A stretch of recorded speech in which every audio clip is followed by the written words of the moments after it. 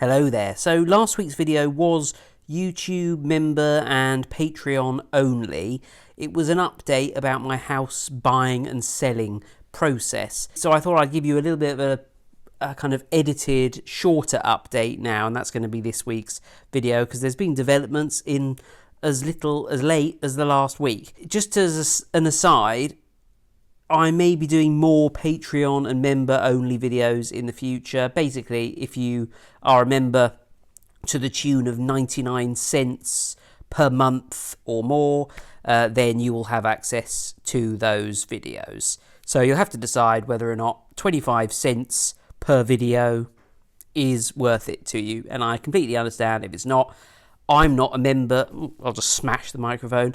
I'm not a member or a Patreon for any other YouTubers, but that's the way I'm going, and I'll tell you about it in the future anyway.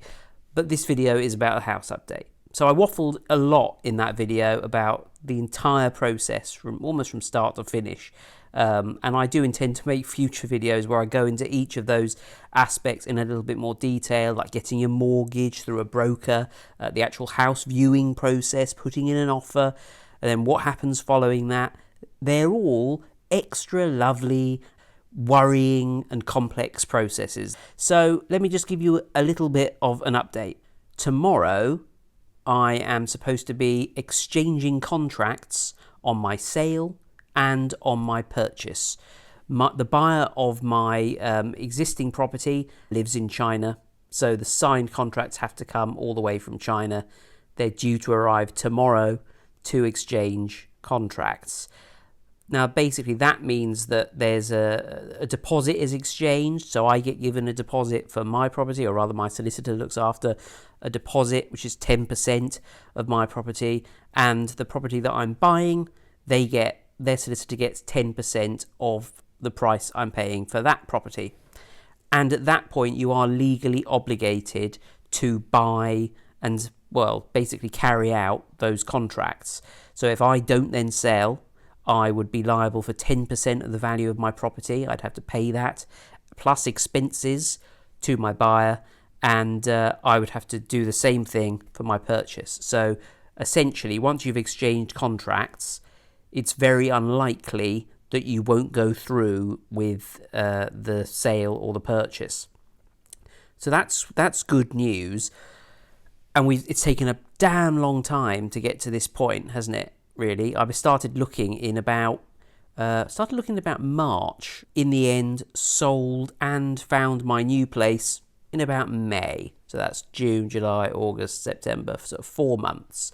Yes, I do use my fingers to count months. But exchange isn't the whole deal. Completion is really what you want to know. Completion is when you actually own, or you complete the transaction and you can actually move in. So completion for my sale is scheduled on the 10th of September. So that is Friday. The completion of my purchase isn't taking place on the 10th, which means I'm technically homeless. Well, not really. And so my actual completion date, which was also scheduled for the 10th, has had to be rescheduled to the 17th of September because, somewhat understandably, the seller of the property I'm buying, it all gets very complicated. They're waiting to sign a rental agreement so that they can move out somewhere for 6 months while a new build is being built for them. And they don't want to sign a 6-month rental contract until they know that they've actually sold their property, which is fair enough. And it's taken so long to get these signed contracts from China because it's just the legal process, and now it's international postage, that it's just prolonged the process, basically. And we were going to complete on the Friday the 10th, but now we can't. So it'll be a week later. Little bit of a pain because I have actually got that whole week booked off for holiday.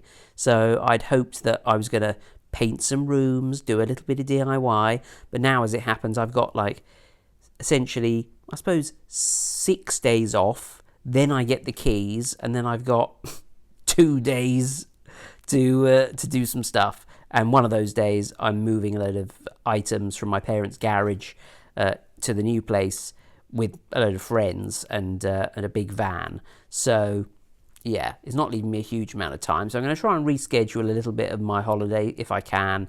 I've got some stuff in storage, and I booked the removals company to move it from storage to the new place. Going to have to reschedule that now, which is a little bit of a pain.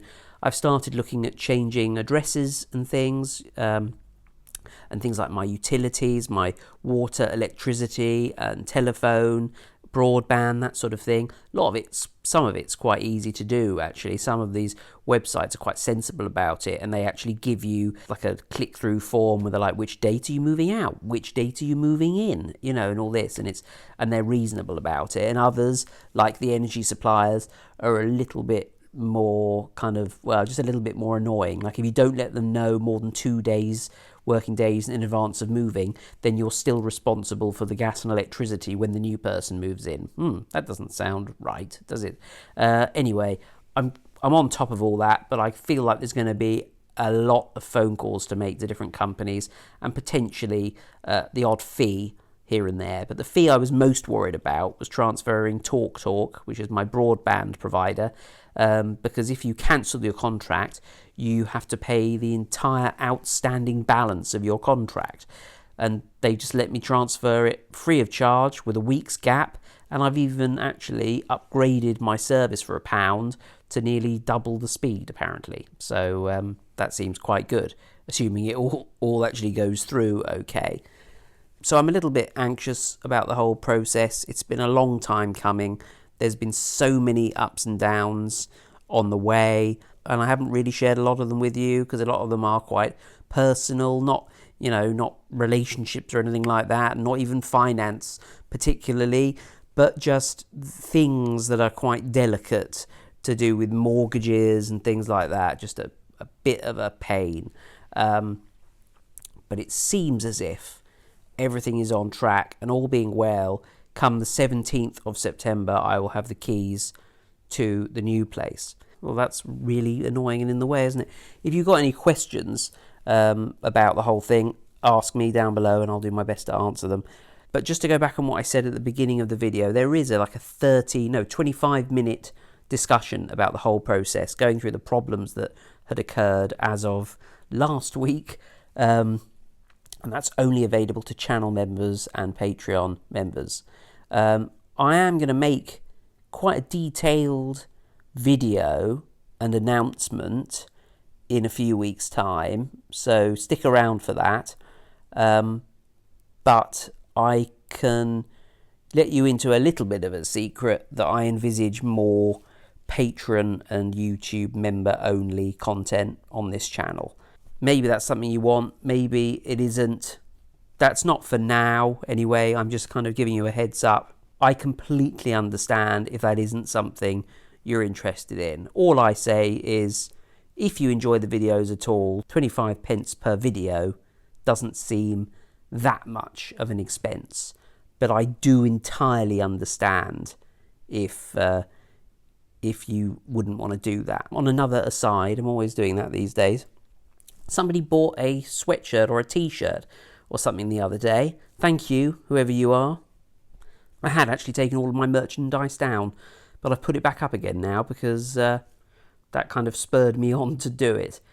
Anyway, as I said in that video, that long video, with all the stress and everything going on at the moment, it's actually quite difficult to find the time and have the energy and have the ideas to make a fresh, exciting video. So you may, if you're interested, just have to put up with a little bit of waffly content from me for a few weeks.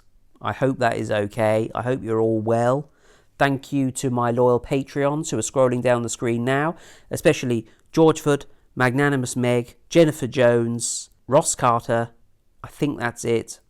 See you next time for another video.